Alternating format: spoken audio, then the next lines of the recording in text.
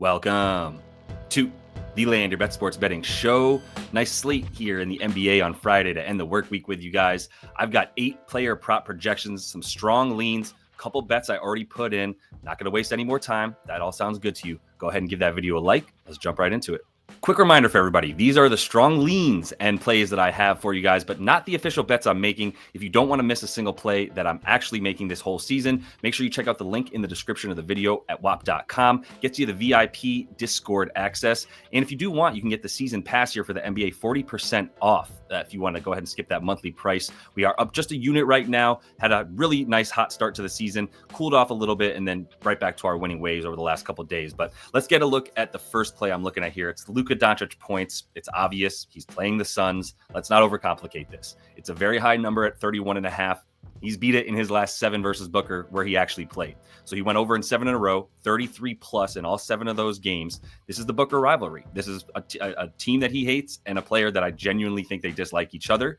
We've seen that play out many times, and the regular season especially. So I'm looking at the regular season numbers here, and he did miss one game where he only played 3 minutes against the Suns in the last 8. So we discount that one. We just take the 7 games he actually played, 53% per game from the field, 39% from deep, and he's averaging 38 a game in those 7. So do with that what you will. 31.5 points shouldn't really scare you from Luka Doncic tonight. Phoenix allows the second most points to the pick and roll ball handler. They're worst up top. We know that. That's where their defense is the weakest, as Tyus Jones has not proven to be able to do much.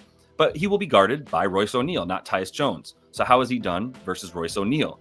Glad you asked, because in the last 4 games that he's played against Royce O'Neal, 2 of those included against the Brooklyn Nets when O'Neal was on that squad. 41.5 points per game, 53% from the field, and 49% from deep. If you want to add any kind of threes for Luka, I don't see him getting to 32 points, let's say, without hitting 4 threes. So if you want to add that, it's not going to juice it up too much for you, but it will give you a little bit better odds. So I like Luka in a lot, and anything to do with scoring tonight, I'm taking Luka Doncic overs. One more reminder, we got the live show every single day, 5:30 p.m. Eastern, including today on Friday. You guys come in there, jump in the comments with your bets, and then we go ahead and look at that stuff together as I share my screen, and we find some of those last-minute plays before games tip off at about 7 p.m. Eastern tonight. So let's take a look at Mr. Tatum, 25 plus. I think this is a really nice little parlay if you wanted it. 25 plus points for Tatum feels like a very strong leg at about minus 200. Still adding that to get yourself to plus money in some other kind of bet is a nice play here tonight. He's got 25 plus points in 8 of 9 this season. If you look at him without JB, because Jaylen Brown is not going to play tonight, still had 25 plus in 7 of 10 without him last year.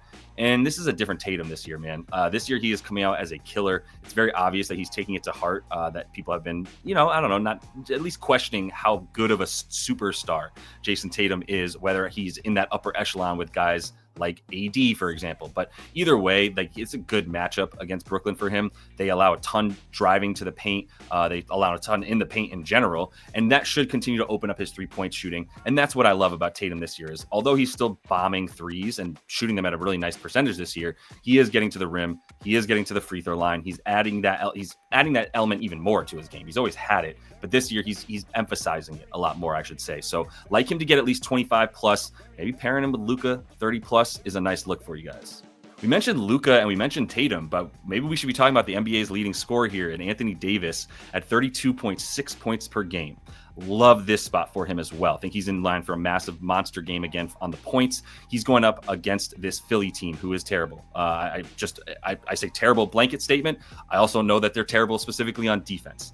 I love this spot against Philly because of how bad they are defending down low. Andre Drummond is a complete turnstile, not a defensive center by any means. They're in the bottom 3 opponent field goal percentage inside the 5 feet, inside the paint, drives to the basket. You can get anything you want going to the rim against this team, and that is what Anthony Davis does as well as anybody we know. And he gets to the free throw line. So you've got him going to basically just be building a condo. He's going to be drinking his coffee, reading the paper while he's taking free throws all game here. Got to be thinking double-digit free throw attempts for Anthony Davis against a team that is in the bottom 5, fouling the most for Philly. So Andre Drummond loves to try to block shots, just doesn't do it as well, especially against a guy like AD. And maybe the best reason, and this might be bearing the lead for this bet to me, on top of just the numbers adding up, LeBron is coming off a game without AD, who just missed with plantar fasciitis stuff. He's probable for tonight, so I'm not worried about him. But LeBron coming off a massive usage game like that means just more AD. It means just keep feeding AD. It's already been the priority for them this season when AD has played.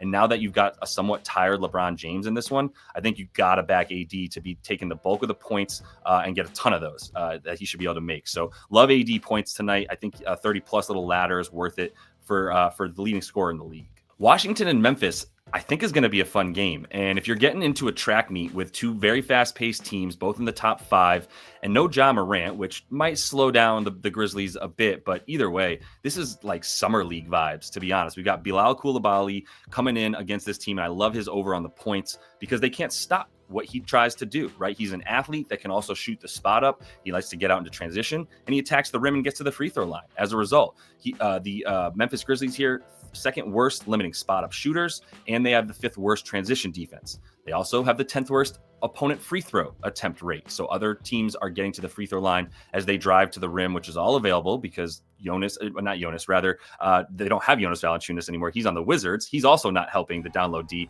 But more importantly, there is no center right now for this Memphis squad. As we see Zach Edey come in, he's probably going to get run off the floor with how much Washington wants to run. Plus, Zach Edey has been pretty worthless without Ja, whether he's in the game or not. So, and the specific matchup for Bilal is going to be Jake LaRavia or John Conchar. Neither of those dudes can stay in front of Bilal Coulibaly, much too athletic and quick for them. So if he's not hitting the shot, I still like him to get to the rim, but he should get about 5 or 6 threes up in this game, and he should be good for about 2 of them. Sticking in this game, I just mentioned Zach Edey. I would be fading him in this one. I don't like what I've seen when Ja is off the floor. His on-off stuff without Ja is very bad, right? He needs Ja to be there to sort of spoon feed him those simple looks inside, or he can get some offensive rebounds and go from there. But he and Valanciunas will probably match each other's minutes, and I don't think either of them are long for this game. Probably looking at about 15-ish minutes for both players. So Zach Edey is going to have props that indicate he's likely to play, 25-ish minutes. I don't think he's getting there. He's just not helpful when you don't have a point guard like Ja who's able to break down the defense by himself and then get Zach Edey wide open.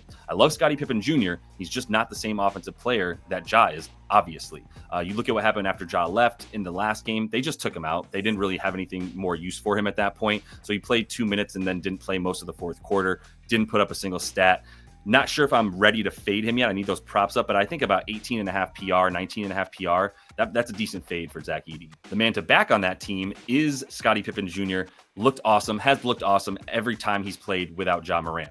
So without Ja, this is the starting point guard. And if you look at what he did in the last game where Ja got hurt versus the Lakers and then came out, Scottie Pippen went 11 minutes and played basically the whole fourth quarter, 8 points, 4 boards, 2 dimes, and a bunch of potentials, about 5 potential assists there. Could have had a few more. Also got Desmond Bane out, so this backcourt is very depleted, and Scottie Pippen's going to be the man with the ball in his hands, most touches, most passes, all that stuff. So we don't have his props out yet, but Washington allows the 5th most points per game and assists per game to point guards. They haven't had good point guard defense. I don't know when the last time was. I certainly can't remember it. So I think this is another good look here. I'd be taking Ja stuff if he was available because we know how bad the Wizards are in transition as well. So are the Grizzlies. So I like the points and the assists to be coming from Scottie P. Jr. tonight. Gotta briefly mention Zachary Rissachet and the rebounds, and maybe like the PR. I would be looking at points and rebounds for him, but rebounds was juicy. Over 4.5 was plus money, and we got DeAndre Hunter out again. Dyson Daniels is in, but that hasn't seemed to impact Rissachet very much. It's really been about him coming in and taking on the DeAndre Hunter spot, which is more like the small forward with Dyson Daniels and him being super interchangeable. But point is he's played 2 games with DeAndre Hunter, played 19 minutes, had 6 points, had half a rebound per game.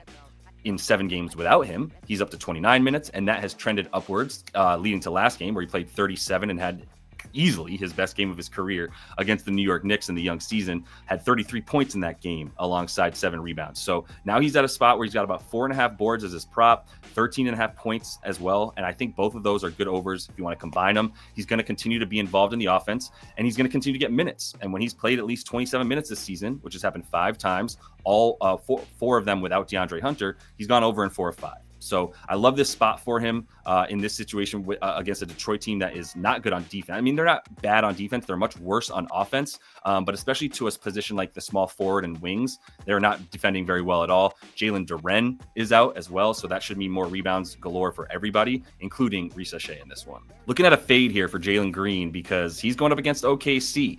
If you're talking about the primary scorer playing against the Oklahoma City Thunder out on the wing right now, you're in big trouble. This is not a position that you want to be in. He has gone under this against OKC anyway. Last year, 3 of the 4 games, averaged 19.8, but that is a little skewed by the fact that he had 37 in the last game versus this team in like early April, when their season was pretty much over and the Thunder were still pretty much a 1 or 2 or 3 seed.